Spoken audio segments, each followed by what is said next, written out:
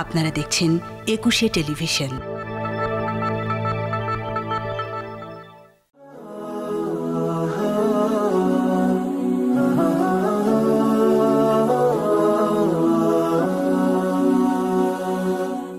আসসালামু আলাইকুম ওয়া রাহমাতুল্লাহি ওয়া বারাকাতুহু। নাহমাদুহু ওয়া নুসাল্লি আলা রাসূলিহিল কারীম, আম্মা বাদ। প্রিয় দর্শক মণ্ডলী, সুন্দর এই সময়ে বিশ্বের যে প্রান্ত থেকে আপনাদের সকলের প্রিয় চ্যানেল একুশে টিভির পর্দায় আমাদের সাথে যুক্ত হয়েছেন, সকলকে আন্তরিক মোবারকবাদ, প্রীতি এবং শুভেচ্ছা জানিয়ে শুরু করছি জনপ্রিয় ইসলামিক আয়োজন ইসলামী জিজ্ঞাসা। সাথে আছে আমি মোহাম্মদ আল আমিন খান। অতিথি হিসেবে যুক্ত হয়েছেন বাংলাদেশের প্রখ্যাত ইসলামিক স্কলার, বিশিষ্ট ইসলামী চিন্তাবিদ এবং শিক্ষাবিদ ফজিলতুল শেখ মোহতারাম এইচ.এম. বরকতুল্লাহ। আসসালামু আলাইকুম ওয়া রাহমাতুল্লাহ। ওয়ালাইকুম আসসালাম ওয়া রাহমাতুল্লাহ। মোহতারাম, ভালো আছেন? আলহামদুলিল্লাহ। আপনাকে স্বাগত জানাচ্ছি আমাদের চমৎকার আয়োজনে। আপনাকেও ধন্যবাদ। প্রিয় দর্শক মণ্ডলী, প্রতি জুমাবার এই সুন্দর সময়ে আমরা ইসলামের বিভিন্ন দিক নিয়ে কথা বলি। আজকে আমরা আমাদের সমাজ পরিবর্তনের গুরুত্বপূর্ণ একটি দিক নিয়ে কথা বলবো। সেটি হচ্ছে আমাদের সামাজিক ও নৈতিক অবক্ষয় রোধে আমাদের যুব সমাজ তারা কি ভূমিকা রাখতে পারে, এটা নিয়ে ইসলাম কি শিক্ষা দিচ্ছে এবং আমাদের সমাজ আমাদেরকে কি শিক্ষা দিচ্ছে, এই বিষয়গুলো নিয়ে আমরা কথা বলবো ইনশাআল্লাহ তাআলা। শেখ, আজকের চমৎকার এই টপিক, আমরা সামাজিক এবং নৈতিক এই দুটার যে অবক্ষয়, এই অবক্ষয়ের কারণে সমাজের মধ্যে সমস্ত খারাপ আমরা দেখতে পাচ্ছি। তো এই দুটির অবক্ষয় রোধে আমাদের যুব সমাজ যারা আছে তারা কি ভূমিকা রাখতে পারে, এই পয়েন্টে আমরা আপনার থেকে শুনবো। প্রথম যে বিষয়টি জানতে চাওয়া, সামাজিক এবং নৈতিক অবক্ষয় বলতে আসলে আমরা কি বুঝি, এটার স্পষ্ট একটা ধারণা আমাদের প্রত্যেকের হওয়া উচিত। আসলে চমৎকার এই বিষয়টি অত্যন্ত গুরুত্বপূর্ণ এবং আকর্ষণীয় একটি বিষয়, যে নৈতিক এবং সামাজিক এবং নৈতিক অবক্ষয় রোধে যুব সমাজের কি দায়িত্ব কর্তব্য। হ্যাঁ, অবশ্যই নৈতিক এবং সামাজিক অবক্ষয় বলতে আসলে কি বুঝি, এটি আমাদের ফাইন্ড আউট করতে হবে। যে আসলে নৈতিকতা বলতে এমন জিনিসকে বোঝায় যেটি হচ্ছে পরিশীলিত এবং সুন্দর, আকর্ষণীয়, মনোমুগ্ধকর। এর বাইরে যা কিছু আছে তাই কিন্তু অনৈতিক। এবং নৈতিকতা বলতে বোঝায় যে আমরা যে জিনিসটাকে যেইভাবে পরিচালনা করা, যেই জিনিসটা যেভাবে সুন্দর সেইভাবেই পরিশীলিত করে সাজানো, গোছানো এবং পরিস্ফুটিত করা, সেটাই। এটার সাথে সাংস্কৃতিক রূপ দেওয়া যায়। সংস্কৃতি হচ্ছে সংস্করণ থেকে, অর্থাৎ একটি জিনিসকে সুন্দর করে বিকশিত করার নাম। তো ঠিক তেমনি নৈতিকতা হচ্ছে এমন জিনিস যে একটা মানুষের একটা মূল চালিকা শক্তি। এবং বলা হয়েছে the crown of glory of life is character. নৈতিকতা হচ্ছে একটা মহার্ঘতম বস্তু এবং শ্রেষ্ঠতম অলংকার। এবং এই শ্রেষ্ঠতম অলংকার যদি একটি মানুষের জীবন থেকে খুলে যায়, তার দেহ থেকে যদি কোনো অলংকার খুলে যায়, তারা যেমন একটি নারীকে সুন্দর দেখালেও কিন্তু সে তাকে সুন্দর দেখাবে না, ঠিক তেমনি একটি মানুষের জীবনে নৈতিকতা অথবা নৈতিক চরিত্র এটি অত্যন্ত অলংকার স্বরূপ। সুতরাং নৈতিকতা বলতে বোঝায় যে সামাজিকভাবে যা কিছু খারাপ আছে, এই খারাপই আচরণ থেকে নিজেকে ফিরিয়ে রাখা। এবং সমাজের মধ্যে আমরা অনাচার, অবিচার, অন্যায়, অশ্লীলতা, বেবিচার, পাপাচার, এসবগুলোই মানে আপনার অনৈতিকতা এবং সামাজিক এবং নৈতিক অবক্ষয়। এই হচ্ছে আপনার এটার ব্যাখ্যা। এটাকে আমরা ইসলামিকভাবে আপনি কিভাবে ব্যাখ্যা করবেন? এটি ইসলামিকভাবে ব্যাখ্যা করতে হলে আমাদেরকে বিশ্বনবী জনাবে মুহাম্মদ রাসূলুল্লাহ সাল্লাল্লাহু আলাইহি ওয়াসাল্লামের দিকে তাকাতে হবে। তার কারণ তার জীবনটা নৈতিকতায় পরিপূর্ণ। এবং তিনি পৃথিবীতে কেন এসেছিলেন যদি জিজ্ঞাসা করা হয়, এবং জিজ্ঞাসা করেছিলেন সাহাবীগণ যে লেমা বইস্তা ইয়া রাসূলুল্লাহ, আপনি পৃথিবীতে কেন এসেছেন? তিনি প্রথমে বলেছেন যে বইস্তু মুআল্লিমা, আমি এসেছি এই পৃথিবীতে শিক্ষক হিসেবে। এবং শিক্ষক হিসেবে তার দায়িত্ব কর্তব্য কি, আবারও জিজ্ঞাসা করা হয়েছিল লিমা বইস্তা ইয়া রাসূল, আপনি পৃথিবীতে কেন এসেছিলেন? তিনি বলেছেন যে বইস্তুলি উতাম্মিমা মাকারিমাল আখলাক, আমি এসেছি উত্তম নৈতিক চরিত্রকে প্রতিষ্ঠিত রূপ দিতে। সুতরাং আজকের যুব সমাজ কখনোই ভালো হবে না। আপনি যতই জ্ঞান বিজ্ঞানের পরিপূর্ণতা আপনি দেন না কেন, ইঞ্জিনিয়ার হোক, ব্যারিস্টার হোক, ডাক্তার হোক, শিক্ষিত হোক, যদি নৈতিক শিক্ষা পাশাপাশি না থাকে, তাহলে নৈতিকতার চর্চা যদি না থাকে, তাহলে অনৈতিক হয়ে যাবে। আর অনৈতিক যখন হয়ে যাবে, তাহলে তার দ্বারা সমাজ কিন্তু ধ্বংস হবে। সে শিক্ষিত হতে পারে, অনেক বড় শিক্ষায় শিক্ষিত হতে পারে, কিন্তু গোটা জাতি তার কাছ থেকে অশিক্ষা এবং কুশিক্ষা পেয়ে যাবে। যেমন একজন মনীষী বলেছেন, without character with career danger as a lion. যে চরিত্রহীন শিক্ষিত লোক হচ্ছে সিংহের চেয়েও ভয়ঙ্কর। সুতরাং সামাজিক প্রেক্ষাপটে আপনি দেখেন যে দুর্নীতি এবং ঘুষ এই দুটো জিনিস কিন্তু আমাদের সমাজের মধ্যে বিভিন্নভাবে সরকারি চাকুরিতে বড় বড় কর্মকর্তাদের মধ্য থেকে হয়, যারা বড় বড় শিক্ষা অর্জন করছে তাদের মধ্য থেকে কিন্তু এই দুর্নীতি এবং ঘুষ দেখা যায়। বাংলাদেশ এই দুর্নীতি এবং ঘুষের রাজত্ব যদি না থাকতো এই আপনার প্রশাসনিক অবকাঠামোয়, তাহলে কিন্তু সমাজের স্তরগুলো আরও উন্নত হতো। তো দেখা যাচ্ছে যে সেখানে অনৈতিকতা ঢোকার কারণে আপনার দুর্নীতি ঢুকে যাচ্ছে এবং অন্যান্য যে কার্যক্রমগুলো আছে সঠিকভাবে সেই কার্যক্রমগুলো পরিচালিত হচ্ছে না। অনৈতিকভাবে চলার কারণে সমাজ কিন্তু আসলে ধ্বংসের দিকে চলে যায়। চমৎকারভাবে বলছিলেন এই পয়েন্টগুলো। দুটি পয়েন্ট আমরা আপনার থেকে জেনেছি শেখ। সব থেকে গুরুত্বপূর্ণভাবে এবার বলতেন, আমরা জানি প্রিয় নবী সাল্লাল্লাহু আলাইহি ওয়াসাল্লাম তিনি কিন্তু যুবকদেরকে সব সময় ভালোবেসেছেন। তিনি যখন যুবক ছিলেন তখন যুবকদের নিয়ে চমৎকারভাবে সমাজ পরিবর্তনের জন্য ভূমিকা রেখেছেন। তো যুবকদের ব্যাপারে আল্লাহ নবী সাল্লাল্লাহু আলাইহি ওয়াসাল্লাম তিনি কি বলেছেন, যদি আপনার থেকে আপনি দর্শকদেরকে জানাতেন। আসলে শুধু যুবক নয়, রাসূল সাল্লাল্লাহু আলাইহি ওয়াসাল্লাম হচ্ছেন তিনি আমাদের জন্য মডেল। কোরআনে আছে লাকাদ কানা লাকুম ফি রাসূলিল্লাহি উসওয়াতুন হাসানাহ, তোমাদের জন্য গ্রহণযোগ্য উত্তম মডেল হচ্ছে তোমাদের রাসূল সাল্লাল্লাহু আলাইহি ওয়াসাল্লাম। সুতরাং যুবকদের জন্য স্পেশালি কিন্তু অনেক কথা রাসূল সাল্লাল্লাহু আলাইহি ওয়াসাল্লাম বলেছেন। যুবকদেরকে রাসূল সবচেয়ে বেশি ভালোবাসতেন। তরুণ প্রজন্ম তাদের জন্য কিন্তু অনেক নসিহা রাসূল সাল্লাল্লাহু আলাইহি ওয়াসাল্লাম করেছেন। এবং তিনি একদিন বিশাল ভরা মজলিসে তিনি সকলের উদ্দেশ্য করে বলছেন, উসিকুম বিশাবাবি খায়রা ফাইনহুম আরাক্কু আফইদা, হে মানুষ সকল তোমরা শোনো, তোমরা তোমাদের যুবক এবং তরুণদের ব্যাপারে তোমরা কল্যাণকামী হও। তার কারণ ফাইনহুম আরাক্কু আফইদা, তাদের দিলটা কিন্তু নরম তরুণ যুবকদের। আল্লাহ রাসূল বলছেন যে লাকাদ বাআসানি আল্লাহু বিল হানিফিয়্যাতি সামহা, আমি পৃথিবীতে প্রেরিত হয়েছি উদারতা এবং আল্লাহমুখিতা বানাবার জন্য। আর আমার ইসলামের জন্য সবচাইতে যারা সহযোগিতা করেছে ইসলামের কাজের জন্য তারা ছিল তরুণেরা আর যুবকেরা। আর যারা বিরোধিতা করেছে ফাহালাফানিয়া শাবাব ও খালাফানিয়া শুয়ুখ, আর বিরোধিতা করেছে হচ্ছে বৃদ্ধরা। যেমন ধরুন ইসলামের মধ্যে রাসূল সাল্লাল্লাহু আলাইহি ওয়াসাল্লামের সেই সোনালী যুগে সর্বপ্রথম যারা ইসলামের জন্য সহযোগিতা করেছেন তিনি হচ্ছেন হযরত আবু বকর সিদ্দিক রাদিয়াল্লাহু আনহু, হযরত ওমর 26 বছরের একজন তরুণ, এরপরে আপনার জুবাইর ইবনে আওয়াম, তারপরে আপনার আলী শাব্বাব, তারপরে আরও অনেক যে যুবক তরুণ সাহাবী। আবার দেখুন যারা নাকি বিরোধিতা করেছে, কাফের ছিল, রসুলকে কষ্ট দিয়েছে বেশিরভাগ এবং ইসলামের জন্য বিরোধিতা করেছে, তারাও কিন্তু 40-এর উপরে বয়স, বৃদ্ধ টাইপের লোক। যেমন ধরেন আবু জেহেল, আবু লাহাব, উতবা, সাইবা, ওয়ালিদ বিন মুগিরা, এই ধরনের বড় বড় কাফেরগুলো ছিল অনেক বয়স্ক। সুতরাং সোনালী যুগে ইসলামের যে যারা সহযোগিতা করেছে রাসূল সাল্লাল্লাহু আলাইহি ওয়াসাল্লাম তাদের জন্য অনেক বেশি উৎসাহিত করেছেন যে তাদের ব্যাপারে তোমরা কল্যাণকামী হবে। শুধু তাই নয়, সাহাবী হযরত আবু সাঈদ খুদরি রাদিয়াল্লাহু আনহু, তিনি একজন জলিল কদর সাহাবী, তিনি যখন কোনো তরুণকে দেখতেন তাকে দাঁড়িয়ে যেতেন, দাঁড়িয়ে বলতেন মারহাবান, ওয়েলকাম হে যুবক, তুমি তো এমন যে ওয়েলকাম, স্বাগতম, তোমাকে আমি স্বাগত জানাচ্ছি। রাসূল সাল্লাল্লাহু আলাইহি ওয়াসাল্লাম আমাদের জন্য তোমাদের ব্যাপারে দুইটা নসিহা করেছেন। একটা হচ্ছে যে আমরা যেন যুবকদের ব্যাপারে তোমাদের ব্যাপারে কল্যাণকামী হই, আর আমরা যেন রসুলের কাজে আমরা সহযোগিতা করি। এইভাবে কিন্তু রাসূল সাল্লাল্লাহু আলাইহি ওয়াসাল্লাম তরুণদের ব্যাপারে অনেক কথা বলেছেন। মোট কথা যুবকদেরকে আল্লাহ নবী সাল্লাল্লাহু আলাইহি ওয়াসাল্লামের ভালোবাসা ছিল এবং তিনি যুবকদের সঙ্গে নিয়ে বা যুবকদের থেকে যে সাপোর্ট পেয়েছেন ইসলামের কাজ করার জন্য, এটা সত্যি অকল্পনীয়। শেখ, আপনি আমাদেরকে এই পয়েন্টে বলতেন, আমাদের সমাজে আমরা নৈতিক অবক্ষয়ের চরম যেটা আছে এটা আমরা দেখতে পাচ্ছি। আসলে এই যুবকদের বা আমাদের সমাজের নৈতিক যে অবক্ষয় হচ্ছে, শুধু যুবকদের মধ্যে না, সামাজিকভাবে এই নৈতিক অবক্ষয়ের কারণগুলো আপনি কি কি দেখছেন, এটার কারণ কি? আপনি ঠিকই বলেছেন, অত্যন্ত চমৎকার একটি প্রশ্ন। আসলে আমাদের সমাজ স্বাভাবিকভাবেই এমন একটি সমাজে আমরা বসবাস করছি যেখানে আমাদের যুবক তরুণদের ব্যাপারে আমরা উৎসাহ প্রদানটা খুব কমই করি। আমরা যদি দেখি যে একটি পরিবার যখন আপনার থেকেই কিন্তু যুবক যখন সে ছোট শিশু থাকে, সেই শিশুর ব্যাপারে কিন্তু কিছু দায়িত্ব কর্তব্য রয়েছে পিতামাতার জন্য।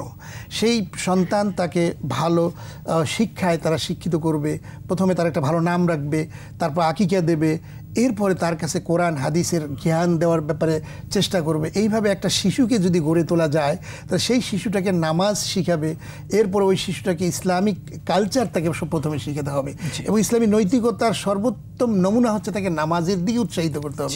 10 বছর যখন বয়স, 7 বছর বয়স হলে একটি সন্তানকে নামাজের ব্যাপারে উৎসাহিত করতে হবে, তাকে নিয়ে যেতে হবে। 10 বছর বয়স হলে তাকে, সে যদি নামাজ না পড়ে তাকে মারারও হুকুম রয়েছে। 12 বছর বয়স হলে সেই সন্তান যদি নামাজ না পড়ে তার সাথে ঘর সংসার করা বন্ধ করে দিতে হবে, তার জন্য কঠোরতা অবলম্বন করতে হবে। নামাজ হচ্ছে এমন একটা জিনিস, যেই নামাজ এবং মসজিদের সাথে একটি ছেলের যদি সম্পর্ক থাকে, তাহলে সে অনৈতিক হতে পারে না, সে নৈতিক হয়ে যায়। মানুষের সাথে কথা বলবে, ভালোভাবে কথা বলবে, সে আদর্শিক কথাবার্তা বলবে, তার মধ্যে কোনো হিংস্রতা আসবে না, তার মধ্যে কোনো নেশা আসতে পারে না। এইভাবে করে আজকের যুবকেরা, আপনি সুন্দর একটি কথা বলেছেন যে আসলে নৈতিক অবক্ষয়ের বিভিন্ন দিক রয়েছে আমাদের। যেমন সোশ্যাল মিডিয়াতে আমরা আজকে মোবাইল দিয়ে কিন্তু আজকে তাদেরকে উদ্বুদ্ধ করছি, তাদেরকে একটা সন্তান খাওয়ার ছোট্ট বাচ্চা, তাকে আমরা মোবাইলটা দিয়ে দিছি এবং তার ইচ্ছে মতো ফেসবুকে সে ঘুরাচ্ছে, দেখছে কোথায় কি আছে না আছে, উল্টা পাল্টা। আজকে এখন তো সোশ্যাল মিডিয়াটা এমন যে যে কোনো সময় যে কোনো জিনিস আপলোড করা যায়, ডাউনলোড করে দিয়ে প্রচার করা যাচ্ছে। মানে এটার মিসইউজ বেশি হচ্ছে। তো এই যে জিনিসটা, এই জিনিসগুলো করার কারণে আজকের আমাদের পিতামাতারাও খবর রাখেন না কি হচ্ছে। তার কম্পিউটার টেবিলে সে বসে কি করছে তাকেও কিন্তু খেয়াল করতে হবে পিতামাতার। এই জন্য পিতামাতার দায়িত্ব রয়েছে নৈতিক অবক্ষয় রোধ করার জন্য, সন্তানটাকে ভালো মানুষ হিসেবে বিবেচিত করবার জন্য।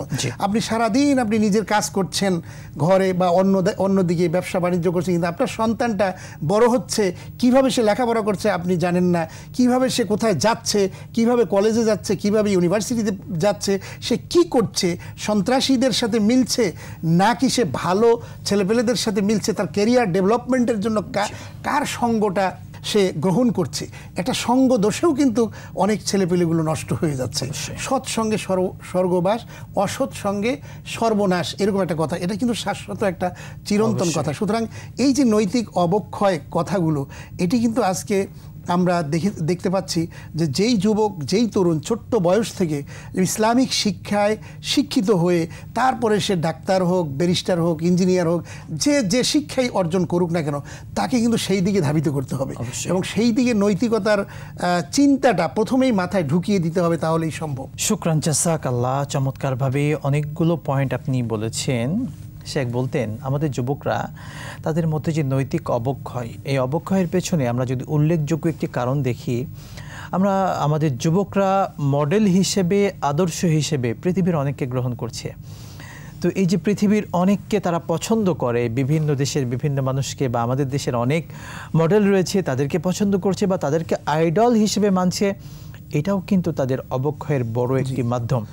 যুবকরা কাকে আইডল হিসেবে মানবে যদি বলতেন? হ্যাঁ, আপনি অত্যন্ত চমৎকার একটি কথা বলেছেন যে আসলে আইডল এবং মডেল এই জিনিসটা এত গুরুত্বপূর্ণ যে আমরা কিন্তু মাথার ব্রেইন খাটাতে হবে যে আসলে পৃথিবীতে যুগে যুগে কারা কোন দিকে মানুষদেরকে শান্তির দিকে নিয়ে আসবার জন্য ধাবিত করেছিল, কারা সর্বোচ্চ মডেলের অধিকারী, কারা সর্বোচ্চ চরিত্রের অধিকারী। পৃথিবীর মনীষী, দার্শনিক, পণ্ডিত, বুদ্ধিজীবী এগুলো কিন্তু রিসার্চ করেছে, অনেক গবেষণা করেছে, গবেষণা করে দেখেছে যে আসলে বিশ্বের সকল নৈতিকতার সর্বোচ্চ শীর্ষে কোন ব্যক্তিটি থাকতে পারে। তারা কিন্তু দ্য হান্ড্রেডস একটি বই লিখেছে, মোহাম্মদ সাল্লাল্লাহু আলাইহি ওয়াসাল্লাম এর নামটা সেখানে কিন্তু সর্বপ্রথমেই দিয়েছে, সেগুলো দেওয়ার কথা ছিল না, সেও কিন্তু একজন অমুসলিম। আজকে অমুসলিম মনীষী দার্শনিকদের কথা বলবো, হে যুবক, হে তরুণ, যারা তোমরা আজকের এই চ্যানেলে আমাদের আয়োজন দেখছো, তোমাদেরকে আমি বিশেষভাবে বিনয়ের সাথে অনুরোধ করছি, আজকে পৃথিবীতে মানুষ তালাশ করো কে এই তোমার আইডল হতে পারে, সর্বোচ্চ নমুনায় কে আছে। আজকে যদি আমরা তাকাই তাহলে দেখবো যে বিশ্বনবী জনাবে মুহাম্মদ রাসূলুল্লাহ সাল্লাল্লাহু আলাইহি ওয়াসাল্লামের চাইতে কেউ বেশি হতে পারেনি। এটা সকল দার্শনিক, সকল ধর্ম মত নির্বিশেষে একথা কিন্তু দ্বিধাহীন চিত্তে স্বীকার করেছে। অবশ্যই আমরা যদি রাসূল সাল্লাল্লাহু আলাইহি ওয়াসাল্লামের সর্বোচ্চ কোন দিকটি রাসূলের মধ্যে ছিল না, যুবক তোমরা কি কারণে অন্য আদর্শের দিকে যাবে? পৃথিবীতে অনেকেই অনেক ধরনের আদর্শের কথা বলেছে পৃথিবীতে, লেনিন, কার্ল মার্কস, মাও সেতুং, ডারউইন, হেগেল, সমস্ত তারা বলেছে তাদের মন মস্তিষ্ক প্রসূত চিন্তা দিয়ে। কিন্তু আমাদের নবী বিশ্বনবী সাল্লাল্লাহু আলাইহি ওয়াসাল্লাম তিনি যে আইডল প্রতিষ্ঠিত করেছেন, যে আদর্শ নিয়ে এসে, সেটা হচ্ছে সরাসরি আল্লাহর পক্ষ থেকে। তিনি কোনো কথাই নিজস্ব বানিয়ে তিনি বলেন নাই। এবং তিনি কোরআনে আছে ওমা ইয়ান্তিকু আনিল হাওয়া ইন হুয়া ইল্লা ওয়াহয়ুন ইউহা। আমার নবী নফসকে অনুসরণ করে, প্রবৃত্তিকে অনুসরণ করে কোনো কথা বলেন নাই।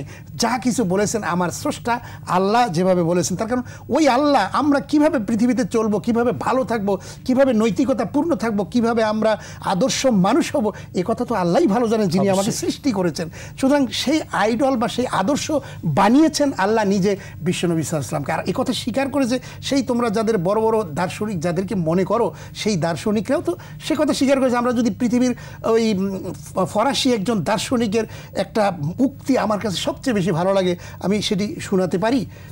অবশ্যই, সেটি হচ্ছে যে ঐতিহাসিক লামার্টিন তিনি বলেছেন অত্যন্ত সুন্দর করে রাসূল সাল্লাল্লাহু আলাইহি ওয়াসাল্লামের চরিত্রের দিকটা, এটা খুবই ভালো লেগেছে আমার কাছে, সেটি আমি কালেক্ট করেছি। সেখানে তিনি ফরাসি এবং ইংলিশ ভাষার মিশ্রণ করে তিনি বলেছেন যে philosopher, orator, apostle, legislator, warrior, conqueror ideas, restorer, ডিডোজেস, ডান কার্লসেন্স ইমাজেস, ফান্ডেটার, ডিভাইন এম্পায়ার, ট্রিস্টস, অ্যাডাম, স্পিরিচুয়াল ভয়লা মোহাম্মদ সাল্লাল্লাহু আলাইহি ওয়াসাল্লাম। বলেছেন দার্শনিক, বক্তা, ধর্মপ্রচারক, যোদ্ধা, আইন রচয়িতা, ভাবের বিজেতা, 20টি পার্থিব রাজ্যের এবং একটি ধর্মীয় রাজ্যের প্রতিষ্ঠাতা সেই মোহাম্মদের দিকে তাকাও। মহত্বের যতগুলো মাপকাঠি এ পৃথিবীতে আছে তা দিয়ে পরিমাপ করলে হযরত মুহাম্মদ রাসূলুল্লাহ সাল্লাল্লাহু আলাইহি ওয়াসাল্লামের চাইতে কেউ বেশি কিছু। আল্লাহু আকবার। এগুলো তো বলছে বিভিন্ন দার্শনিক মনীষীদের কথা। আপনি যদি ধর্মীয় গ্রন্থের দিকে যান, হিন্দুদের সেই মহাভারত 336 নম্বর পৃষ্ঠায় সেই মহাভারতের মধ্যে বলা আছে, পাণ্ডুপুত্র যখন যুধিষ্ঠিরকে বলতেছে যে একদা ছলনা করি ধর্ম মহাশয় জিজ্ঞাসিল যুধিষ্ঠিরে ধর্ম পরিচয়, বলো হে যুধিষ্ঠির ধর্মপদ বলে কারে, বিব্রিয়া শীঘ্রতা শোনাও আমারে। অর্থাৎ পাণ্ডুপুত্র যুধিষ্ঠির যখন ধর্ম তালাশ করে, যখন পৃথিবীতে কোনো ধর্ম পাবে না, তখন তোমরা ধর্মীয় শাস্ত্র কার কাছ থেকে নিবে? তখন বলছেন যে সেখানে রয়েছে মহাভারতে, বেদা বিভিন্ন স্মৃতি বিভিন্ন নাশো মনির্যসং মতঙ্গ ভিন্ন ধর্মসং তত্ত্বং নিহিত গুহায়ং মহাজন যেন গতোষ পন্থক। অর্থাৎ বেদ শাস্ত্রের সাথে যখন স্মৃতিশাস্ত্রের মিল পাবে না, পুরাণের সাথে যখন বেদের মিল পাবে না, তখন পর্বতের গুহার থেকে যেই ব্যক্তি ধর্ম নিয়ে আসবে সেই ব্যক্তির ধর্ম তোমরা তালাশ করবে। তাহলে পর্বতের গুহার থেকে কে ধর্ম নিয়ে এসেছিল সে সম্পর্কেও কল্কি পুরাণের মধ্যে লেখা রয়েছে যে এত স্নিনন্তরে ম্লেচ্ছ আচার্যেন সমন্বিত মোহাম্মদ ইতিখ্যাত শিষ্য শাখা সমন্বিত নৃপশ্চ এবং মহাদেব এবং মরুস্থল নিবাসীনম গঙ্গা জলৈষ্ঠ সংশ্রাব্য পঞ্চগব্য সমন্বিত কিং বাংহি কিং করং শুদ্ধি মুপাগতম। বলা হয়েছে ঠিক সেই সময় মোহাম্মদ নামক এক ব্যক্তি যাহার বাস মরুস্থলে আপন সাঙ্গপাঙ্গ সহ আবির্ভূত হইবেন। হে আরবের গুরু, হে জগৎগুরু, তোমার প্রতি আমার স্তুতিবাদ। তুমি জগতের সমুদয় কলুষ নাশ করিবার বহু উপায় জানো, তোমাকে আমার চরণতলে স্থান দাও। এই যে ধর্মীয় গ্রন্থের মধ্যে মুহাম্মদ সাল্লাল্লাহু আলাইহি ওয়াসাল্লামের নাম স্পষ্টভাবে বলা আছে, মুহাম্মদ সাল্লাল্লাহু আলাইহি ওয়াসাল্লাম কীভাবে আসবেন সে কথা বলা আছে। সমস্ত ধর্মীয় গ্রন্থ এ কথা সাক্ষ্য দিচ্ছে, শুধু কোরআনই সাক্ষ্য দিচ্ছে না, আর কোরআনে স্পষ্ট বলা হয়েছে ইন্নাকা লাআলা খুলুকিন আযীম। তোমাদের রসুল মুহাম্মদ সাল্লাল্লাহু আলাইহি ওয়াসাল্লাম তোমাদের জন্য হচ্ছে সর্বোচ্চ চরিত্রের অধিকারী। সুতরাং একজন ব্যক্তিকে আমরা কিভাবে আমরা ন্যাক্কারজনকভাবে আমরা মডেল হিসেবে গ্রহণ করতে পারি। আজকে যারা আমরা বিভিন্ন মিডিয়াতে আমরা যাদেরকে দেখি, যাদের নৈতিক চরিত্র একেবারে খারাপ, তাদেরকে আমরা মডেল মনে করি। সুতরাং আজকে যুবকেরা, হে তরুণীরা, তোমরা কি শান্তি চাও? তোমরা কি মুক্তি চাও? তাহলে কোরআনের কাছে এসো, রসুলের কাছে এসো, তাহলে আমরা সঠিক শান্তি পেতে পারব। নিঃসন্দেহে কোরআনই দিতে পারে আমাদেরকে সঠিক পথ, কোরআনই দিতে পারে আমাদেরকে সঠিক পথের দিশা, জান্নাতের দিশা, আলোর দিশা, এবং সেই পথ দেখাতে পারে প্রিয় নবী সাল্লাল্লাহু আলাইহি ওয়াসাল্লাম। আমাদের শাইখ চমৎকার আলোচনা করছিলেন। বিরতির পরে আমরা শাইখের থেকে আবারও শুনবো ইনশাআল্লাহ তাআলা। প্রিয় দর্শক মণ্ডলী, দেখছিলেন 21শে টিভির পর্দায় জনপ্রিয় ইসলামিক আয়োজন ইসলামী জিজ্ঞাসা। চমৎকার আয়োজন, আবারও দেখবেন। তবে সময় হলো ছোট্ট বিরতির, সাথে থাকুন, ফিরছি ইনশাআল্লাহ।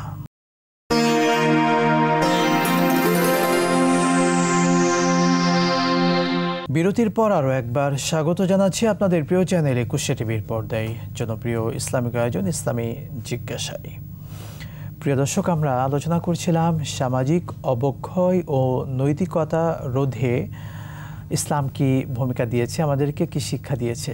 শেখ চমৎকার আলোচনা করছিলেন। এ পর্যায়ে আপনি মূল পয়েন্টটি আমাদেরকে জানাবেন। সামাজিক অবক্ষয়ে আমাদের বহু যুবকরা এখন নিমজ্জিত। এই বহু যুবকদেরকে আমাদেরকে ফেরাতে আসলে কোন পথে আমরা হাঁটতে পারি, বা আমাদের সার্বিকভাবে সমাজের যারা শিক্ষক শ্রেণীরা আছেন, সমাজের যারা আমরা মানুষ আছি, যারা নেতা আছি, মসজিদের যারা দায়িত্বে আছি, প্রত্যেক শ্রেণীর মানুষেরা আমরা কি ভূমিকায় আমাদের যুবকদেরকে আবার সুন্দর পথে, দেশের পথে আমরা ফিরে আনতে পারি? আপনি ঠিকই বলেছেন, অত্যন্ত সুন্দর কথা। আসলে একটা তরুণ, একটা যুবক, তারা যখন পড়াশোনা করে, তারা যখন শিক্ষা প্রতিষ্ঠানে যায়, তখন তাদের চিন্তা থাকে লেখাপড়া করা। সেখানে শিক্ষকেরা কিন্তু তাদের জন্য একটা বিশাল ভূমিকা রাখতে পারে, নিঃসন্দেহে। এবং শিক্ষা আজকে আমাদের জীবনমুখী শিক্ষা হওয়া দরকার। জীবনমুখী শিক্ষা আমরা জীবনমুখী শিক্ষা বলতে আমরা কি বুঝি? আর আমরা কিন্তু একাডেমিক শিক্ষায় শিক্ষিত হচ্ছি। আমরা অঙ্ক করছি, আমরা ভূগোল শিখছি, বাংলা শিখছি, ইংরেজি শিখছি, ইংরেজিতে কথা বলা শিখছি। এই শিক্ষাগুলো অর্জন করার পাশাপাশি আমাদের জীবন চালার জন্য যে পদ্ধতিগুলো লাগবে, সেটি কিন্তু আমাদের এই তরুণরা, যুবকরা সেটি কিন্তু শিখছে না। যার কারণেই একটি ছেলে যখন মাস্টার ডিগ্রি কমপ্লিট করার পরে সে সার্টিফিকেট অর্জন করছে ঠিকই, কিন্তু সার্টিফিকেট দিয়ে হয়তো তার চাকরি হচ্ছে না, বেকার হয়ে যাচ্ছে। আবার তাকে চাকরির জন্য অ্যাপ্লাই করতে হচ্ছে, অথবা তার চাকরির জন্য অনেক যোগ্যতা, অনেক এক্সপিরিয়েন্স তার সামনে হাজির করছে যে তুমি এর আগে কি করেছিলে, তাছাড়া চাকরি হচ্ছে না। তাহলে আগে তো তার যোগ্যতা তো আগেই হয়ে যাওয়া দরকার ছিল, তারপরে না তাকে আপনার এই যে লেখাপড়া শেষ করার সাথে তার সার্টিফিকেট মধ্যেই তো তার সেই শিক্ষাটা যদি দেওয়া যেত, এই জীবনমুখী শিক্ষাগুলো দেওয়া যেত, তাহলে তো সে সবচেয়ে বেশি কার্যকর হতো। জীবনমুখী শিক্ষা হচ্ছে যে আমার এই ব্যক্তিগত জীবনে আমি আমার পিতামাতার কষ্টার্জিত পয়সা খরচ করে আমি কিন্তু লেখাপড়া শিখছি, আমাকে তারা শিখে একটা পর্যায়ে নিচ্ছেন। আমি কিন্তু এই অবস্থায় আমরা অঙ্ক শিখছি, কিন্তু অঙ্কতে কী শেখাচ্ছে? লাভ, ক্ষতি, এগুলো শেখানো হচ্ছে, কিন্তু আমি কিন্তু বাস্তবে কিন্তু এটি প্রয়োগ করতে পারছি না। যোগ বিয়োগ গুণ ভাগ শেখানো হচ্ছে, কিন্তু একটি ছেলে যদি এটা শিখে যায় যে আমার এই শিক্ষা জীবন পার করে আমাকে যাওয়ার সাথে সাথেই আমি কর্মক্ষেত্রে আমি নেমে যাব, তাহলে কিন্তু সেই যুবক যদি পড়াশোনা শেষ করেই যদি কর্মক্ষেত্রে নিয়োগ হতে পারে, সেই ছেলে কিন্তু আর অন্যায়ের দিকে ধাবিত হতে পারে না এবং অনৈতিক পর্যায়ে তখন যেতে পারে না, তখন কাজের মধ্যে থাকবে। আজকে বেকার হয়ে যাচ্ছে একজন দুইজন নয়, হাজার হাজার লক্ষ লক্ষ বেকার কিন্তু আমাদের দেশে, এবং এই বেকাররাই যারা তাদের মাধ্যমে কিন্তু নৈতিক অবক্ষয় এটা দেখা দিচ্ছে বেশি। একজন মনীষী একটা বই লিখেছিলেন যে মনটাকে কাজ দিন। মনটাকে যদি আপনি কাজ দিতে না পারেন, মন কিন্তু বসে থাকবে না, মন কিন্তু ঘুমের ঘরে কিন্তু কাজ করে। যেমন ঘুমের স্বপ্নে দেখে, এই ঘুমে চলে গেছে লন্ডন, আমেরিকা চলে গেছে, খারাপ স্বপ্নও দেখে, ভালো স্বপ্ন দেখতেছে। তো এই যে ঘুম, মানুষের মন কখনো বসে থাকে না, ঘুমেও কাজ করে।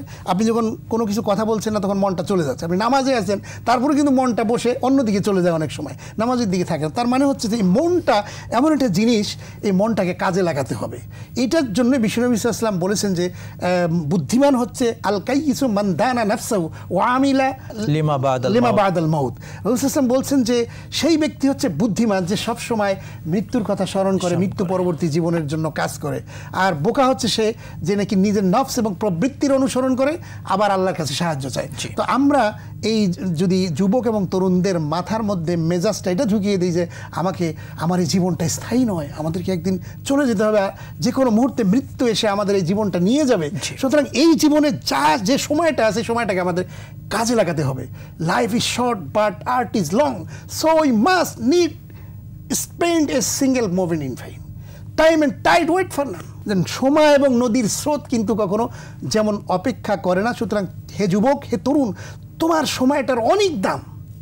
এবং কিয়ামতের দিন 5টি জিনিসের হিসাব না দেওয়া পর্যন্ত কোনো একটা বনি আদমকে এক পা নড়তে দেওয়া হবে না। তার প্রথম নম্বর হিসাব হবে যৌবনকালটা তুমি কিভাবে কাটিয়েছ, যৌবনের শক্তি সামর্থ্য তুমি কিভাবে ব্যয় করেছো। এরপরে বলা হবে যে তুমি ইলম বা জ্ঞান যে অর্জন করেছো, কোন পথে অর্জন করেছো, কিভাবে সেই জ্ঞান বিতরণ করেছো, কাজ করেছো। তুমি যে আমল করেছো, যে সেই জ্ঞান অনুযায়ী কতটুকু আমল করেছো। এই যে প্রশ্নের জিজ্ঞাসা সবগুলো কিন্তু তরুণ এবং যুবক বয়সের এটি কিন্তু কথা, ঠিক না? আরেকটি হাদিসে আছে আল্লাহ রাসূল সাল্লাল্লাহু আলাইহি ওয়াসাল্লাম বলেছেন যে ইগতানিম খামসান ক্বাবলা খামসিন শাবাবুকা ক্বাবলা হারামিকা। 5টি জিনিসের পূর্বে 5টি জিনিসের গুরুত্ব দাও। প্রথম নম্বরই হচ্ছে যে বার্ধক্য আসার পূর্বেই যৌবনকে ধরে রাখো, যৌবনকে নিয়ে ভাবো। তাহলে জীবনের কি দাম। তো আপনি 40 পার হয়ে গেলে তখন আপনি ভাবতেছেন আপনি বিয়ে করবেন, আপনি চাকরি তখন চিন্তা করতেছেন, ব্যবসা করবেন। এতদিন বাবার টাকায় আপনি ঘোরাঘুরি করছেন, আপনি এই যে মানে মনটাকে আমি স্থির রাখিনি, আমি একটা কাজের মধ্যে গতিধারায় না নিয়ে আসলে হবে না। এজন্য যৌবনের হিসাবটা কিন্তু হবে। এবং এরপরে বলা হয়েছে যে ওয়াসিহাতুকা ক্বাবলা সুকমিক, যে তুমি অসুস্থতার পূর্বেই তুমি সুস্থতার চিন্তা করো। এরপরে বলা হয়েছে ওয়াগিনাকা ক্বাবলা ফাকরিক, যে তুমি মানে দরিদ্রতার পূর্বেই তুমি সচ্ছলতার চিন্তা করো। টাকা আমার পকেটে আছে কি না, এটা না হইলে যেমন হোটেলে গেলে আমি খাইতে পারি না, কোথাও বাজারে গেলে আমি যখন কোনো কিনতে পারি না। সুতরাং পকেটে আমার টাকাটার ইনকামটা যদি শুধু আমার বাবার টাকা, বাবার হোটেল নিয়ে আমি চিন্তা করি, তাহলে কিন্তু হবে না। এবং ও হায়াতুকা ক্বাবলা মাউতিক, মৃত্যুর পূর্বে তুমি জীবনের চিন্তা করো। যে কোনো মুহূর্তে তোমার মৃত্যুর নামক সেই অমোঘ বিষয় তোমার সামনে এসে উপস্থিত হবে। আগামীকাল পূর্ব দিগন্ত থেকে সূর্য উদয় হওয়া যেমন সত্য কথা, মৃত্যু কিন্তু এর চাইতে সত্য কথা, মৃত্যু হবেই। সুতরাং সেই মৃত্যুর জন্য সবসময় প্রস্তুত থাকতে হবে, আর এটা আগে খেয়াল রাখতে হবে। তাহলেই কিন্তু একটি মানুষ সত্যিকার অর্থে ভালো মানুষ হতে পারবে। শুকরান, জাযাকাল্লাহ। তাত্ত্বিক এবং চমৎকারভাবে অনেকগুলো পয়েন্ট শেখ আপনি বলেছেন। এরপর যে আপনি দর্শকদেরকে জানাতেন, আমাদের সমাজে যারা যুবক রয়েছে, তরুণ রয়েছে, তারাই কিন্তু আগামী এই বিশ্ব, আগামীর পৃথিবী, আগামীর আমাদের দেশ, আগামীর সমাজকে নেতৃত্ব দেবে। তো যুবকরা যখন তারা এই নেতৃত্বের জায়গায় আসবে, তারা যদি সৎ না হয়, তারা যদি নৈতিক না হয়, আমাদের দেশ কিন্তু পরিবর্তন হবে না, বিশ্ব কিন্তু সুন্দর হবে না, বিশ্ব কিন্তু পরিবর্তন হবে না, সমাজ সেটা আমরা সুন্দরভাবে পাবো না। তো সুতরাং যুবকদেরকে নেতৃত্বের এই জায়গায় সুন্দরভাবে আনার জন্য ইসলাম কি ফর্মুলা দিয়েছে যদি বলতেন। আপনি ঠিকই বলেছেন যে আসলে যুবক বয়সের নেতৃত্ব, এটা ওমর রাদিয়াল্লাহু আনহুর দৃষ্টান্ত দেওয়াটা জরুরি। ওমর রাদিয়াল্লাহু আনহু এমন একজন শাসক ছিলেন, তিনি কিন্তু শুধুমাত্র শাসকই ছিলেন তা না, তিনি আবার আবু বকর রাদিয়াল্লাহু আনহুর নেতৃত্বেও কিন্তু প্রধান বিচারপতি, চিফ জাস্টিস ছিলেন। সে তখন কিন্তু তিনি যুবক, তিনি কিভাবে শাসন করেছেন তার আইন বিভাগটাকে, তার দৃষ্টান্ত যদি একটু ছোট করে বলি, তাহলে কিন্তু সমাজের মধ্যে মানুষ এই চিন্তা করলে ভালো হয়ে যাবে। যেমন হযরত ওমর রাদিয়াল্লাহু আনহু, তিনি হযরত আবু বকর রাদিয়াল্লাহু আনহু যখন খেলাফতের দায়িত্ব পালন করেন, তখন তিনি হলেন চিফ জাস্টিস ওমর রাদিয়াল্লাহু আনহু। তো এই পদে 2 বছর তিনি দায়িত্বে নিয়োজিত আছেন। দায়িত্বে নিয়োজিত থাকা অবস্থায় 2 বছর পরে আবু বকর রাদিয়াল্লাহু আনহুর কাছে এসে বললেন, খলিফাতুল মুমিনিন, আমি 2 বছর দায়িত্ব এখানে পালন করছি, আপনি আমাকে দায়িত্ব দিয়ে রেখেছেন, এটা কেন আমাকে এভাবে দিয়েছেন? এই যে 2টি বছর আমি এখানে দায়িত্ব পালন করছি, এইখানে এ পর্যন্ত একটি মামলাও আমার দপ্তরে আসে। আল্লাহু আকবার। তাহলে এই পদ থেকে লাভটা কি? তখন আবু বকর রাদিয়াল্লাহু আনহু খলিফাতুল মুমিনিন তিনি বললেন যে, হে ওমর, তুমিই বলো কি কারণে তোমার কাছে এই মামলা বা তোমার কাছে অভিযোগ আসলো না? তখন তিনি 2টা কারণ বলছেন। বললেন যে এই জাতির লোকেরা সবচেয়ে বেশি হচ্ছে যে জিনিসটা, এটা হচ্ছে একজন আরেকজনকে সবচেয়ে বেশি ভালোবাসে। এই ভালোবাসাটা আমি সৃষ্টি করতে পেরেছি, এবং এখানকার তরুণ এবং যুবকেরা একজন আরেকজনের প্রতি কখনো কুৎসা রটনা করে না, এবং সবাই ভ্রাতৃত্ব ভালোবাসার বন্ধনে আবদ্ধ থাকে। নাম্বার 1। নাম্বার 2 বলেছেন যে এই জাতির লোকেরা সবচেয়ে যেই জিনিসটাকে ভয় পায়, সেটা হচ্ছে সেই স্রষ্টা আল্লাহ রাব্বুল আলামিনকে। এই 2টো জিনিস যদি থাকে, তাহলে তার মামলা হবে না, কিচ্ছু হয় না। এইভাবে আমরা যদি আরও দেখি যে আপনার এই যে বিষয়টি নিয়ে আর কি আপনি বলছিলেন, যে সত্যি আপনি যুবকদের যে উদাহরণ চমৎকারভাবে দিলেন, আমরা যদি সেই তুলনাটা আমাদের বর্তমান সমাজ, দেশ, বিশ্বের সাথে করি, আমিরুল মুমিনিন হযরত আবু বকর সিদ্দিক রাদিয়াল্লাহু তাআলা আনহু, তার খেলাফতে যখন হযরত ওমর রাদিয়াল্লাহু তাআলা আনহু চিফ জাস্টিস, তার এই সময়ে কোনো 2 বছরে বিচার নাই, কোনো মামলা নেই, কোনো কিচ্ছু নেই, কিন্তু বর্তমানে আমাদের সমাজে মামলা প্রত্যেকটি থানায়, প্রত্যেকটি পাড়া মহল্লায়, ইউনিয়ন পরিষদের চেয়ারম্যানগুলো তারাও কিন্তু স্থানীয়ভাবে যে সালিশ বিচার প্রতিনিয়ত দরবার চলছে, এরপরেও কিন্তু দিনকে দিন বেড়েই চলেছে।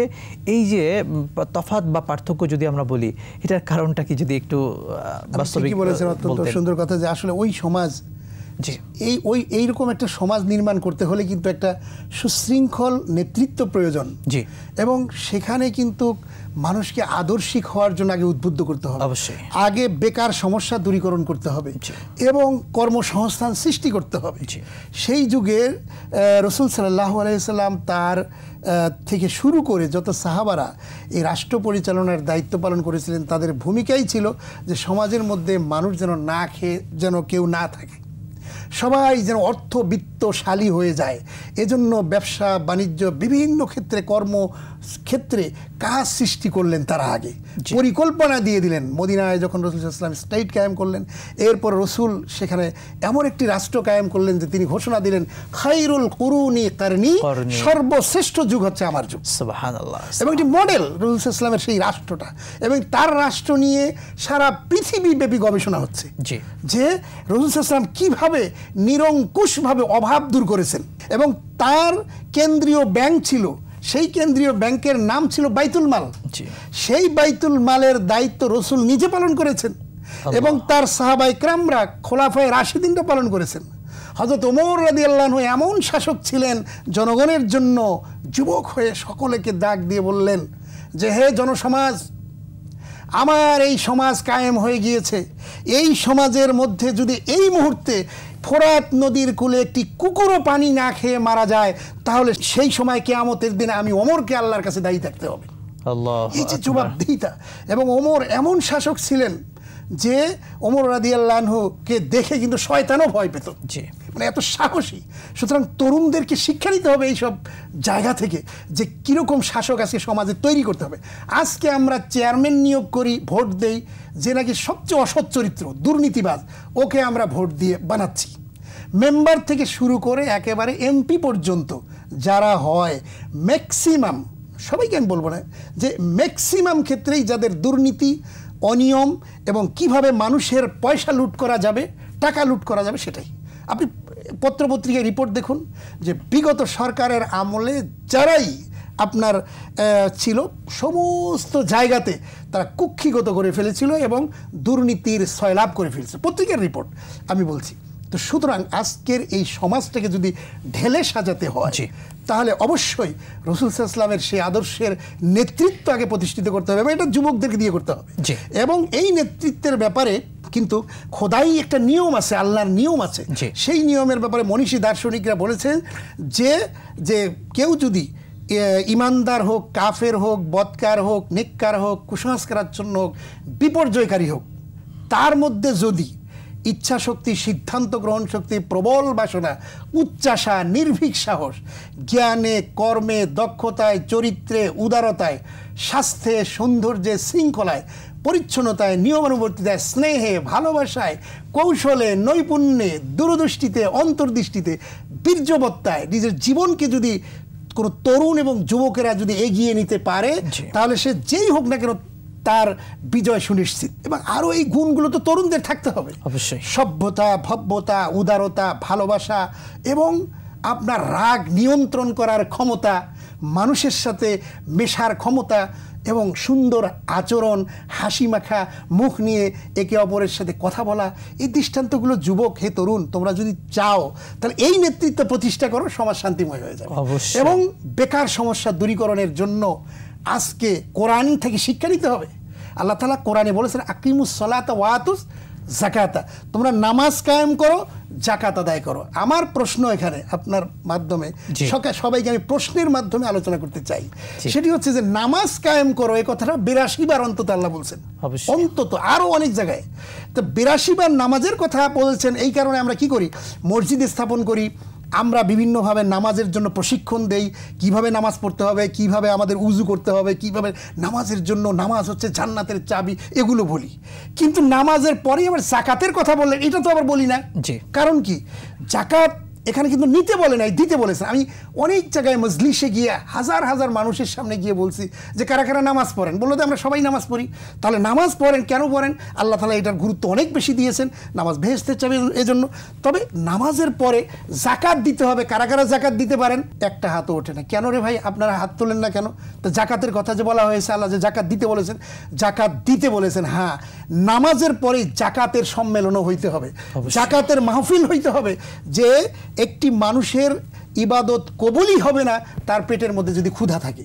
সুতরাং ক্ষুধা দূরীকরণ, অভাব দূরীকরণের জন্য যেমন অর্থের দরকার, সেই জন্য আল্লাহ রাব্বুল আলামিন জাকাত ব্যবস্থার জন্য সকল যুবক, সকল মানুষদেরকে দায়িত্ব দিয়েছেন। নামাজের জন্য যেমন প্রস্তুতি নিতে হবে, তোমাদেরকে ভালো মানুষ হওয়ার জন্য জাকাত দেওয়ার মতো অর্থ তোমাদের থাকতে হবে, তাহলে ইনকাম বাড়াইতে হবে। এই জন্য আল্লাহ তাআলা কোরআনে বলছেন ফাইজা কুদিয়াতিস সালাতু ফান্তাশিরু ফিল আরদ, যখন নামাজ শেষ হয়ে যাবে সঙ্গে সঙ্গে বেরিয়ে পড়ো। কোথায়? ইনকামের জন্য বের হয়ে যাবে। কোথায় বের হবে? তোমাদের ঘরের বাইরে বের হও।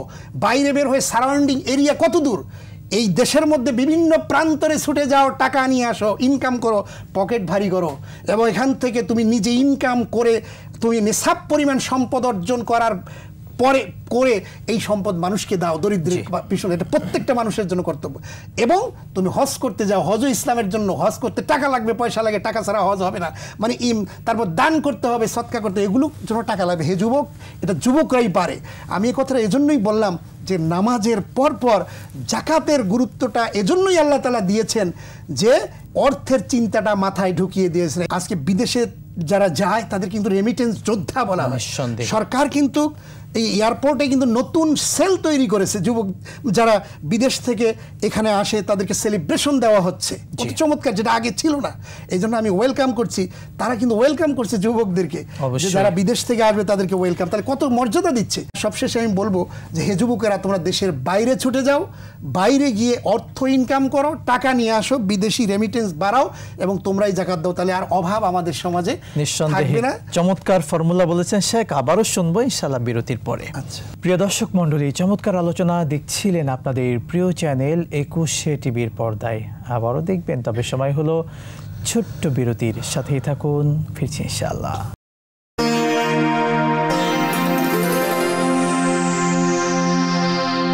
বিরতির পর আরও একবার স্বাগত জানাচ্ছি আপনাদের প্রিয় চ্যানেল 21 টিভির পর্দায় প্রিয় আয়োজন ইসলামী জিজ্ঞাসায়।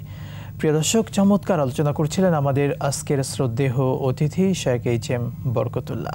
শেখ, যদি বলতেন, বেশ বয়স পার হয়ে যাওয়ার পরে যখন বিয়ে শাদী চিন্তা করে, এই বয়স পর্যন্ত তারা বিভিন্ন খারাপের দিকে জড়ায়, ইপটিজিং, এরপরে নৈতিক চরিত্রের অর্থাৎ অবক্ষয়ের যে বড় বড় মাধ্যমটা, সেদিকে তারা চলে যাচ্ছে। যদি এই পয়েন্টে দর্শকদেরকে কিছু বলতেন। অত্যন্ত চমৎকার একটি বিষয় বলেছেন যে আসলে এই বিষয়টি বলার আগে এটি কমন করে একটি কথা বলতে হবে। সেটি হচ্ছে যে রাসূল করিম সাল্লাল্লাহু আলাইহি ওয়াসাল্লাম একদিন সাহাবীদের উদ্দেশ্যে বলছেন যে তোমরা যদি দুটো বিষয়ের গ্যারান্টি আমাকে দিতে পারো তাহলে আমি তোমাদের জন্য জান্নাতের গ্যারান্টি দেব। সুবহানাল্লাহ। প্রথম নম্বরে তিনি বলেছেন যে দুই চোয়ালের মধ্যবর্তী মুখের গ্যারান্টি, আর এরপরে বলেছেন যে দুই পায়ের মধ্যবর্তী লজ্জাস্থান। জি। তো এই মুখটা দিয়ে কিন্তু আমরা যখন যা পারি তখন তাই বলতে পারি। জি। এখানেই আল্লাহ রাব্বুল আলামিন স্মরণ করে দিচ্ছেন যে না, তুমি ইচ্ছে করলেই সব কথা তুমি বলতে পারবে না, তুমি ইচ্ছে করলেই খারাপ কথা বলতে পারবে না, তোমাকে অবশ্যই চিন্তা করে বলতে হবে। এবং বলেছেন যে তোমরা যদি ভালো কথা বলতে না পারো তাহলে অন্তত চুপ থাকো। জি। এবং রাসূল করিম সাল্লাল্লাহু আলাইহি ওয়াসাল্লাম তিনি কিন্তু আল্লাহর হুকুম ছাড়া কোনো কথাই বলতেন না। যা বলতেন সব আল্লাহর হুকুমে। তো মানুষকেও এটি স্মরণ করে দিচ্ছে যে হে মানুষ, তোমরা স্মরণ রেখো যে তোমাদেরকে কিয়ামতের দিন মানে তোমাদের মুখ দিয়ে যা কিছু বলেছে সবগুলো প্রত্যেকটি কথা রেকর্ড আছে। এবং বলা হয়েছে মা ইয়ালফিজু মিন কওলিন ইল্লা লাদাইহি রাকিবুন আতীদ। তোমরা যা কিছু তোমরা বলো সমস্ত কথাগুলি তোমাদের রেকর্ড করা হচ্ছে, সংরক্ষণ করা হচ্ছে। এবং সেদিন যেদিন আল্লাহর কাছে উপনীত হবে সেদিন ইকরা কিতাবাকা কাফা বিনাফসিকা আল-ইয়াওমা আলাইকা হাসিবা, এক হচ্ছে রেকর্ডও দেওয়া হবে, আবার এগুলি লেখার জন্য ফেরেশতা সেগুলো করবেন। এই প্রসঙ্গে বলতে গিয়ে আমি বলবো যে কোরআনে কারীমের মধ্যে দুইটা আয়াত আছে, যে আয়াতটা যদি আমরা তেলাওয়াত করি, যেমন খুবই আশাব্যঞ্জক জি আয়াত আছে, আর একটা হতাশাব্যঞ্জক আয়াতও আছে। হতাশাব্যঞ্জক আয়াত যদি বলতে হয় তাহলে আমি বলবো সেটি হচ্ছে ফামাইয়া আমাল মিসকালা যাররাতিন খায়রান ইয়ারা ওমাইয়া আমাল মিসকালা যাররাতিন শাররান ইয়ারা। যে তোমরা যে বিন্দু পরিমাণ ভালো কাজ করো সেটিও তোমাদেরকে দেখানো হবে, এবং বিন্দু পরিমাণ খারাপ কাজ করলে সেটিও দেখানো হবে। এই যে দেখানো হবে, তাহলে আপনি আমি যে এই যে ছোটকাল থেকে যা এ পর্যন্ত বয়সে করেছি গোপনে সংগোপনে, তা কিন্তু সব কিছু ওপেন থাকে। নিঃসন্দেহে এটা আমার জন্য হতাশা, আমাদের জন্য। আবার আশাব্যঞ্জক হচ্ছে লা তাকনাতু মির রাহমাতিল্লাহ, সুবহানাল্লাহ, যে আমার রহমত থেকে নিরাশ হইও না। নিঃসন্দেহে এটি কিন্তু খুবই আশাব্যঞ্জক। আল্লাহর রহমত থেকে আমরা কখনো নিরাশ হই না। এই দুটির মাঝখানে আপনি যেমন এবার আরেকটি বিষয় বলতেছিলাম, যে লজ্জাস্থানের হেফাজতের জন্য তরুণ এবং যুবকদের জন্য আমি বলবো, তারা কিন্তু অবাধ যৌন মেলামেশা, এটি একটা সুযোগ বিভিন্ন জায়গায় আমাদের দেশেও পরিলক্ষিত হচ্ছে। এবং ওয়েস্টার্ন কালচারের মধ্যে এটা কিন্তু দারুণভাবে এটি উৎসাহিত করা হচ্ছে, ফ্রি মিক্সিং এবং বয়ফ্রেন্ড গার্লফ্রেন্ডের যে একটা অবাধ চলাফেরা মেলামেশা করে তাদের প্রেম ভালোবাসার বন্ধনে আবদ্ধ হওয়া, এটি কিন্তু খুবই দুঃখজনক। আমরা জানি শেক্সপিয়ার তিনি বলেছেন যে একটি মেয়ে একটি ছেলে কখনোই সে বন্ধু হতে পারে না, বন্ধু হলেই তারা আকর্ষণ সৃষ্টি হয়ে যাবে এবং সেখানে তাদের মধ্যে প্রেম ভালোবাসা সৃষ্টি হবে এবং তারা ঠিক থাকতে পারবে না, তারা ওই খারাপ কাজের দিকে ধাবিত হবে। এবং আমাদের হুমায়ুন আহমেদ নামক যিনি একজন বড় মাপের লেখক আমাদের দেশে ছিলেন, তিনিও বলেছেন যে একটি ছেলে একটি মেয়েকে ভালোবাসতে পারে, তবে এই ভালোবাসাটা মানে নৈতিকতার পর্যায়ে থাকবে না, সেটি অবশ্যই প্রেম ঘটিত হবে এবং শেষ পর্যন্ত ধ্বংসের দিকে যাবে। সুতরাং বোঝা যাচ্ছে যে যুবক এবং তরুণদের যে প্রেম ভালোবাসা বিয়ের আগে নয়, বিয়ের পরেই সেটা হতে হবে। এই জন্য মেয়ে এবং ছেলে যে ইসলাম যে বাইন্ডিংস দিয়েছেন পর্দার বিধানের মধ্যে থাকতে, এটি কিন্তু যুবক তরুণদের জন্য এটি একেবারেই ফরজ। এটা বৃদ্ধদের জন্য কিন্তু পর্দা করে লাভ নাই, তখন সে তো ইচ্ছে করলেও পারবে না ওই কাজ করতে, শুধু তাদের জন্য না, এটি কিন্তু যুবকদের জন্য বেশি জরুরি। নৈতিকতার বড় একটি অবস্থান কিন্তু এখানে। জি জি, যুবক এবং তরুণরা, এক্ষেত্রে আমাদের যারা গার্জিয়ান অভিভাবক আছে তারা কি ভূমিকা রাখতে পারে? আপনি ঠিকই বলেছেন যে আজকে আমাদের সন্তানগুলোকে তারা কোথায় যাচ্ছে, তারা কি করছে, তাদের চলাফেরা, তাদের আচরণ, এগুলো আমাদের দেখতে হবে। আজকে মেয়েরা বিশেষ করে বেশি ছেলেদেরকে আকৃষ্ট করছে। এটি হচ্ছে চুম্বকের মতো, বলেছেন যে একটা চুম্বক এবং লোহা এটি কখনোই একসাথে থাকতে পারে না, মানে একসাথে আকর্ষণ করবেই। সুতরাং আমাদের পিতামাতাদেরকে অবশ্যই এটি খেয়াল করতে হবে যে আমার যে মেয়েটা, সুন্দরী মেয়েটাকে আমি লেখাপড়া করাচ্ছি, তার সাথে সে পর্দা করছে কিনা, পর্দার ব্যাপারটা খেয়াল রাখতে হবে এবং যখন বয়স হবে তখন তার বিয়ে শাদী দিয়ে দিতে হবে, ছেলে এবং মেয়ে উভয়কেই। আপনি ঠিকই বলেছেন। আসলে মূল কথা এটাই যে একটি বয়স প্রাপ্ত হওয়ার পর্যায়ে তাকে বিয়ে দেওয়াটা, এটা কিন্তু নিঃসন্দেহে পিতামাতার অন্যতম দায়িত্ব। শেখ, যদি বলতেন আমাদের যুবকরা, তারা তো যারা যুবক তরুণ, আমরা প্রত্যেকে যখন যুবক বা তরুণ, তখন আমাদের শিক্ষক যারা আছেন বা যারা বড় আছেন, আমরা বর্তমান সময়ে অনেক শিক্ষকদের প্রতি আচরণ আমাদের সুন্দর হচ্ছে না, অথচ যারা যুবক বা তরুণ তারা কিন্তু, যারা শিক্ষার্থী, তারা শিক্ষকদের প্রতি অন্যতম যে শ্রদ্ধা, ভালোবাসা, ভক্তি, এগুলো কিন্তু থাকা উচিত। সেক্ষেত্রে আমাদের এই সমাজকে সুন্দর করতে শিক্ষকদের প্রতি, বড়দের প্রতি যারা আছে তাদের প্রতি আমাদের দায়িত্ব বা শ্রদ্ধার জায়গা কেমনটা হবে? হযরত লোকমান হাকিম একজন সাধক ছিলেন, তাকে আল্লাহ রাব্বুল আলামিন খুব বেশি পছন্দ করতেন। কেন? যে তার এত সুন্দর সুন্দর পরামর্শ, এত সুন্দর সুন্দর কথা সেই যুগে তিনি বর্ণনা করেছেন এবং তার সন্তানদেরকে উপদেশ দিয়েছেন। সেই উপদেশগুলো আল্লাহর এতই ভালো লেগেছে যে সেই উপদেশ মালাগুলো দিয়ে একটি সূরা তিনি মনোনীত করে দিয়েছেন এবং সেটি উপদেশ মালা হিসেবে রয়েছে। সেখানে হযরত লোকমান হাকিম তার সন্তানদেরকে বলছেন, ইয়া বুনাইয়া, এই বুনাইয়া মানে হচ্ছে কলিজার টুকরা সন্তান। জি। ইয়া বুনাইয়া লা তুশরিক বিল্লাহ, তোমরা কখনো আল্লাহর সাথে শরিক করবে না। স্রষ্টাকে কিভাবে জানাতে হবে, যুবকদেরকে তরুণদেরকে কিভাবে মিষ্টি করে কথা বলতে হবে, এত সুন্দর কণ্ঠ দিয়ে মিষ্টি করে তার আপন সন্তানদেরকে বুঝাচ্ছেন জি। যে তোমরা কখনোই শিরক তো করবেই না, শিরকের ধারের কাছেও যাবে না। এবং বলছে ইয়া বুনাইয়া ইন্নাহা ইন তাকু মিসকাল হাব্বাতিন মিন খারদালিন ফাতাকুন ফি সাখরাতিন আও ফিস সামাওয়াতি আও ফিল আরদি ইয়াতি বিহাল্লাহ ইন্নাল্লাহা লাতীফুন খবীর। বলছে যে কোনো জিনিস যদি সেটা যদি সরিষার দানা পরিমাণও হয় আর সেটা যদি কোনো পাথর খণ্ডের ভিতরে লুকিয়ে থাকে তাহলে আল্লাহ রাব্বুল আলামিন সেটাকে বের করে আনতে পারবেন। জি। সুতরাং আল্লাহ হচ্ছেন অনেক সূক্ষ্মদর্শী।